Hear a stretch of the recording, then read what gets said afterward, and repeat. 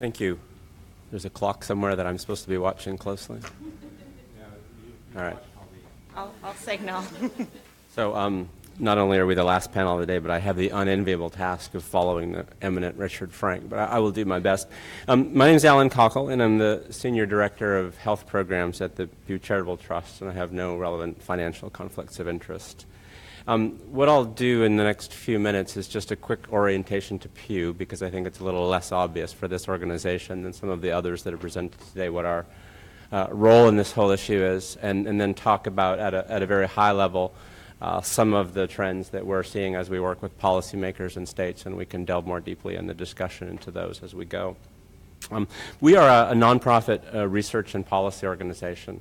Our health teams work in a lot of different areas, but one of our focuses for several years has been working on the substance use disorder, and we work both at the federal level, but really now our main focus is working in states. And when we work in a state, we go into the state at the invitation of the governor or the relevant committee chairs or Speaker of the House or both, and we really go in and work both to link the state to outside expertise, but also to talk in an in-depth way with providers and the community on the ground about that state system to really understand the financing and delivery system in that state in order to make recommendations to policymakers. And so we really try to link together policymakers with the folks who are at the coalface in the state. And one of the things that we have done in the states that we have worked in is also focus groups with people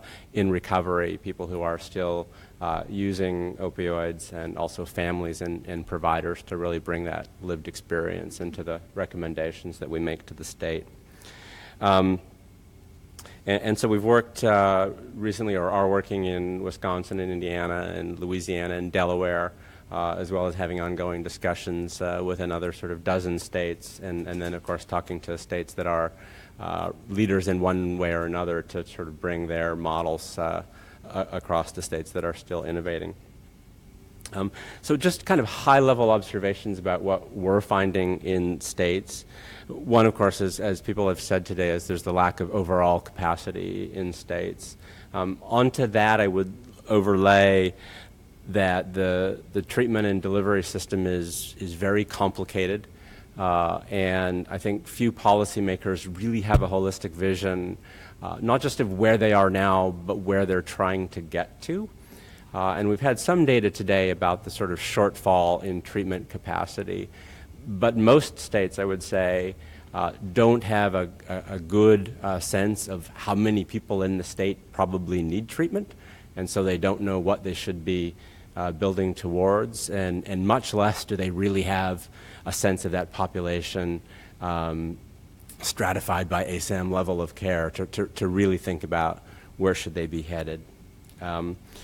More broadly, and we've talked about this today, there's a lack of recognition of substance use disorder as a relapsing disease, and a lack of recognition of the importance that medication can play in helping to manage it.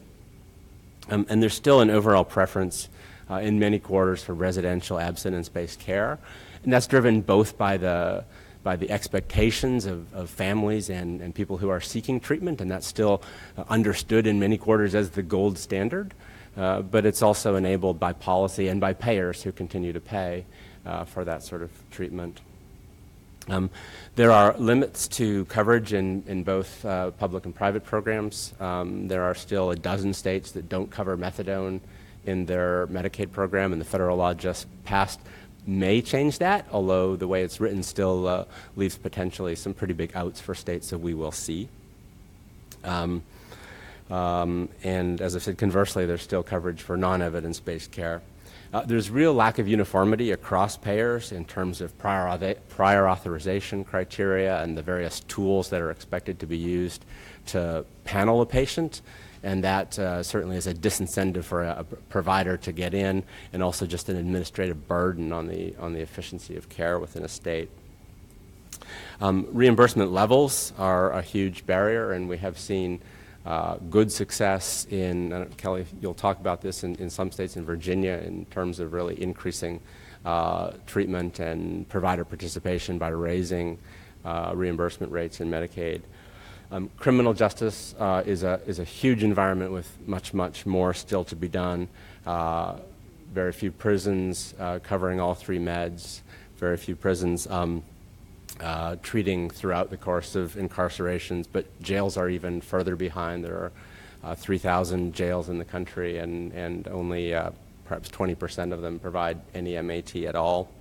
And then there are other criminal justice settings, both drug courts and various kinds of diversion programs, but also community supervision, and that transition from incarceration back to the community, where there's a real need to ensure continuity of care, and we know how risky that is in terms of overdose at that point in time.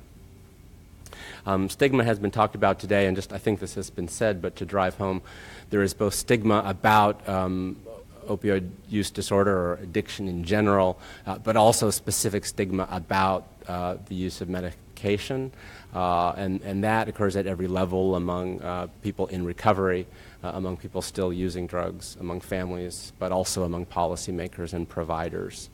And we don't really have a good toolkit for how to change that. And then there are a whole collection of ancillary factors that are really important to making the treatment system work. So geographic access to treatment and or transportation to treatment are really important. But things like housing and care coordination, anyone who needs treatment, undoubtedly, as we all do, also needs physical medicine services, and having those be completely unconnected and in separate places is not conducive to good outcomes. And then there are all these potential paths into treatment, emergency departments and peers and first responders and police. And there's a lot of promising things happening, but still a lot we need to understand about how well those things work, and also about cultural aspects, because I think outreach from the police department in Gloucester, Massachusetts, just speculating, may not be the same as outreach from the police department in Baltimore City. So understanding, which kinds of those programs are translatable and scalable. There are barriers to, I see I'm at the red light, to methadone and buprenorphine that we've touched on today, and we can talk more about. Still a huge need for any kind of quality measures to assess care and outcomes. And leave you with two forward-looking thoughts. One that Richard has touched on is, as the appropriated grant funds inevitably go away, it would be a shame if we were building treatment systems that depended on those grant funds. And the other one, and the task of this committee appropriately, is to focus on medication-assisted treatment. But as we focus on that, recognizing that we have MAT for alcohol and for opioids, but that's only a small piece of the overall substance use disorder burden that we have, and as we build MAT systems, really optimizing for polypharmacy and for methamphetamine and for other drugs of abuse. So look forward to the discussion.